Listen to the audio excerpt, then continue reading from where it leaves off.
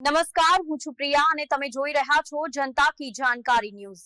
નજર કરીએ આજના સમાચાર ઉપર। સુરેન્દ્રનગર જિલ્લાના ધ્રાંગધ્રા શહેરના મોટાભાગના વિસ્તારોમાં ટીસી, જીવંત વાયર, હેવી લાઇન, થાંભલાઓ સહિતની અગત્યની જરૂરી કામગીરીમાં જ નિષ્ક્રિયતા સામે આવી રહી છે। પીજીવીસીએલ દ્વારા મેન્ટેનન્સના નામે અઠવાડિયામાં જાહેર કાપ મૂકવામાં આવે છે, તેમજ વિભાગની પ્રી મોન્સૂન કામગીરી માત્ર કાગળો ઉપર જ છે તેવી જાહેર ફરિયાદો ઉઠવા પામી છે।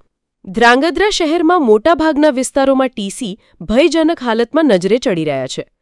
ખાસ કરીને ટીસી આજુબાજુ ઝાડી ઝાંકર વેલાનું સામ્રાજ્ય નરી આંખે જોઈ શકાય છે, તેમજ ટીસી ફરતે સેફટી ગ્રીલવાળી લોખંડની પ્રોટેક્શન વોલ યોગ્ય જાળવણીના અભાવે ખતરાની ઘંટી સમાન હોવાની ફરિયાદો ઉઠવા પામી છે।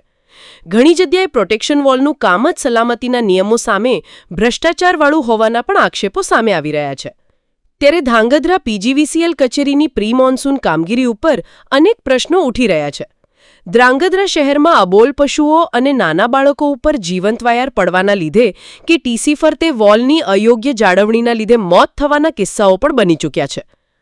ઉચ્ચ વહીવટી તંત્ર સમય સૂચકતા બતાવી ઉચિત કામગીરીની ફરજ પાડે તેવી લોકમાંગ હાલ ઉઠવા પામી છે। રિપોર્ટ હિતેશ રાજપરા, ધ્રાંગધ્રા, સુરેન્દ્રનગર।